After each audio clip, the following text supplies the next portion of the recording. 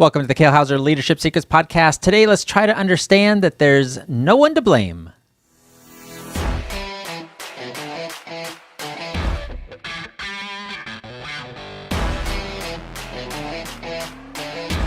Welcome back, everybody, to the Kale Houser Leadership Secrets podcast. My name is Kale Houser. I appreciate you joining me today. So today's going to be a little bit of a tough love scenario because I think it is a good reminder occasionally, because we can so often find ourselves falling back into old habits, into old ways that maybe at one point we had an awakening from, that it wasn't serving us, but just by pure muscle memory or the environment that we put ourselves in, the friends that we hang around in, the family that we keep tabs with, we end up falling back into these old habit patterns. And I think this will be a great reminder for you if you are in this type of situation. And there are a couple questions that I want to ask to kind of get your mind flowing a little bit in that self-analysis mode, as I so often ask you to do, in order to hopefully light up some areas in your life that maybe need a change, that maybe need a little tweak, that maybe need a little mindset adjustment in to make a better you.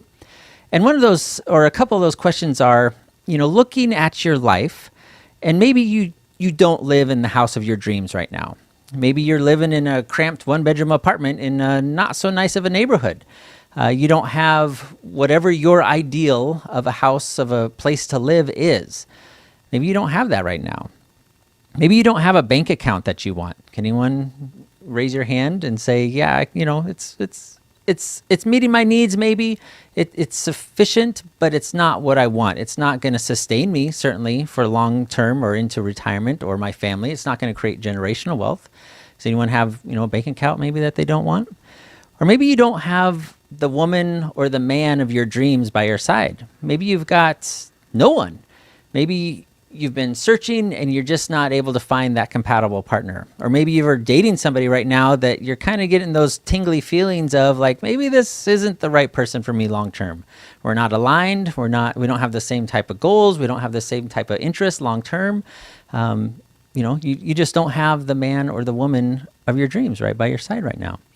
Or maybe, and this, I was absolutely in this category at one point in my life, and I'm still struggling a little bit with it. Maybe you're kind of wicked out of shape. Maybe you can't make it up a flight of stairs without wheezing like you've been smoking a 12-pack of carton cigarettes. Maybe you've, whether it be because of the pandemic lockdowns and lack of, being able to go to the gym, whatever the thing is that surrounds it, getting older and not adjusting your diet to match your decreased metabolism or decreased, more sedentary life, decreased activity levels. And maybe you've, packed on those couple ever extra inches or pounds around the waist or the hips or wherever that is for you. And you noticed significant decrease in your activity level and your ability to maybe even keep up with your kids as they're wanting to run around and be young kids. Maybe you live in a neighborhood you don't necessarily feel safe in. Maybe just due to the circumstances of what matches your bank account and your ability to produce, you had to make some choices of where you live. And maybe something has happened or it wasn't originally like that, but maybe the neighborhood is declining rather than ascending in its safety, in its, I don't know how you would say it, in its just overall feeling of that neighborhood, of a community versus someplace that maybe you shouldn't be. And maybe as a larger aspect, you live in a community that you don't find enjoyment in, a community that you really don't feel a part of. You're not able to put down roots, and you really feel like, man, I belong over here with these other type of people, or I belong in this type of community that values these things. But you're just unable to do that. Maybe lack of funds, maybe family ties, whatever the thing is. But as you think through all these different scenarios, and this is certainly not all inclusive, there are lots of things that go through my brain of, man, I think I could do better here. I think I'm settling in this area of my life. I think I'm just accepting the circumstances as they're being handed to me, right? The classic, play the hand that you're dealt instead of trying to get a redeal, shuffle those cards up, change them. Right? Life is not a poker game dictated by all these rules and you have to just accept whatever it is that comes your way. The fortunate part is we get to kind of cheat a little bit, and that we get to help dictate the cards that were dealt to a degree. And my question to you is, are you taking advantage of that opportunity to do so? Because all those things have something in common when we settle, when we just accept. And that is, one, obviously our mindset, but two, our lack of prioritization of our time and energy. Because if you're honest with yourself, you may have answered like, man, I don't have the house of my dreams. I don't have the bank account I want. I don't have the future partner that I'm dreaming of. I don't live in a community that I enjoy or feel safe in. All those things. But on the flip side, maybe you're sitting in front of your TV every night. Maybe you're watching that football game, which cool, you've got your favorite team. You want to support them, show that pride. That's part of your community or what you grew up with. But then that creeps into, all right, so I watched the Sunday game. Now I watched the second Sunday game. Oh, wait, now there's Sunday night game, so I got to watch that. Oh, wait, no, Monday night, got to watch that. Oh, Thursday, they started Thursday night. Oh, cool, yep, got to watch that. Oh, college ball, absolutely, got to watch all day Saturday. What's going on with college? Oh, man, and the World Series is coming up or just took place. So I got to watch all 40 games of whatever that is every other night. Oh man, the World Cup. Oh man, I don't really play or enjoy soccer, but yeah, I gotta watch the World Cup, man. There's all kinds of crazy stuff going on with that. And every night is something that takes away your intentions, that takes away your attention to be able to create the life that you want. Because you're so distracted by the things that distract people that don't have goals, that distract people that don't have purpose. Because that's what those things are. They're a way to escape. They're a way, no different than my previous podcast I talked about vacations. They're a way to check out mentally and maybe even emotionally, maybe even physically from your life. To sit down and watch other people experience life, whether it be athletes or actors or talk show hosts or anything of that nature that's on TV. And, I'm kind of picking on TV, but this can expand to all kinds of other things. But the reality is, as maybe you have guessed where I'm going with this, you have no one to blame but yourself. We can't sit there and go, well, this is how my family, I grew up watching football games and that's how we connected and all this and that and that. Well, cool. But now you live 3 states away from your family. So why, that's not the reason anymore. Why are you now still watching, 20 hours worth of football games every week? When you could be starting something, you could be doing some sort of self-improvement, taking a class at your local community college, the classic adult education, learning a new language, taking a finance class if you don't know anything about finances. Improving yourself in some manner. Reading a book. Oh my goodness. Imagine that. Reading a book on your off time. Instead of watching whatever latest reality TV show happens to come on. Like, I got to see what happens on such and such Drama Island or some Jersey Shore, right? Or, the Real Housewives of pick a city. There's like 40 of them now. My point being is, if you are finding yourself answering, man, I don't have this. I don't have this. Man, it would be nice to be able to do this. Man, it'd be nice to be able to do that. And yet at the same time, you get home from your job, from your work, whatever that may be, whether you're an employee, a business owner, or a leader, and you sit down and it's just your opportunity to check out time and time and time again. And I'm not advising against that relaxed time, that recharge time.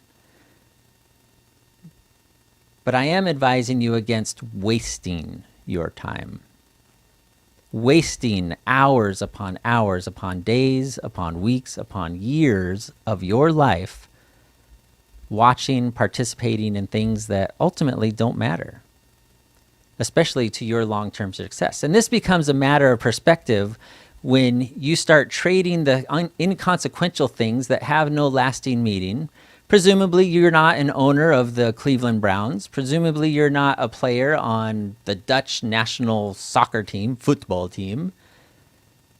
And you're some sort of spectator of these events. And what is it getting you? Right? You're down at the local bar cheering on some random foreign country's soccer team. score one goal. Ooh, 1-0. It was an amazing game. Oh my gosh. You just wasted $50 and 3 hours of your life when you could have taken that $50 and bought a course, taught yourself something, improved your workplace, invested it in advertising if you're a business owner. Like, there's all kinds of things you can do to better yourself, better your business, better your position, better your future, and thus your family's future, if that is what is important to you. So I wanted to, a little bit of tough love, because I found absolutely, I used to be a hardcore Seattle Seahawks fan because that's how I grew up. I can remember going down to, my mom and dad when I was a young boy, going down to my grandparents' house and watching my grandfather screaming at his TV at the Seattle Seahawks back in the early 80s and late 80s. And, well, probably not so much into the 90s. I think I'd stopped by then as I became a teenager. But it was part of who I was. I grew up a Seattle Seahawks fan, and I carried that with me through a lot of my young adulthood until one day I kind of go, man, what is this getting me?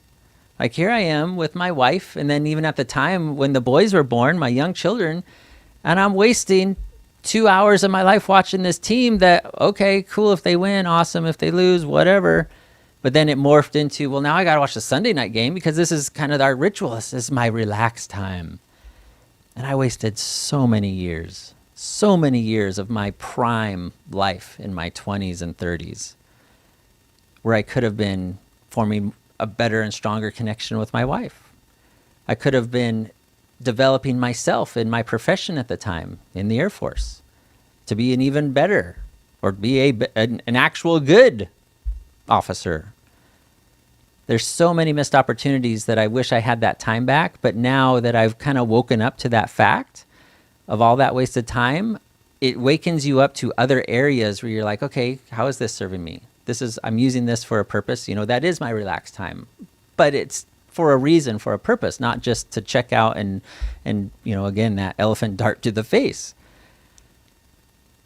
So take a real strong look at your situation, your goals, where you're at in the progress towards those goals, and maybe some things that you can give up, maybe some things that you need to walk away from that aren't serving you in those goals.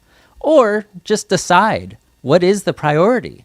Is the priority wearing that football jersey and being recognized in your town as a hardcore Seahawks fan? Putting the sticker on your car, getting the seats at the football game, cheering on your team, right? Having that experience. Or is the priority making yourself so amazing in your community and your business that you become the go-to? You become the authority of your business and your industry and your community. And you do that by getting better every single day and taking advantage of those moments and that time that you're otherwise spent wasted. Does that make sense? I hope it does. I hope you find a little bit of encouragement in this. I hope you're seeing the advantage of it. Yes, absolutely, it sucked because for me, being a Seahawks fan, that was part of my identity. That's kind of how I identified myself. Kale Houser, I was in the Air Force and I'm a Seahawks fan, right? There's kind of like the two major things. And I'm married and eventually I was a father. And to walk away from that, similar to walking away from the Air Force, was a hardcore, not identity crisis, but a reanalysis of who Kale Houser is and a reinventing to a degree of who Kale Houser is and how he identifies himself and finds value in himself.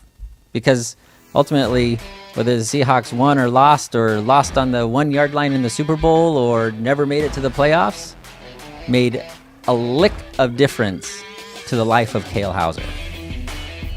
Imagine that. And I would imagine if you think about those types of areas, if you were that type of person, it probably matter a lick of difference to you as well. So think about that. Take time to analyze, take time to prioritize. If you need help with that, please reach out, Kale at Kale Houser Leadership. We got some exciting things coming up for the channel. Make sure you stay tuned, subscribe, comment, like, and share is fantastic. I look forward to talking to you soon. Have a fantastic day, no matter where you're at in the world. Bye.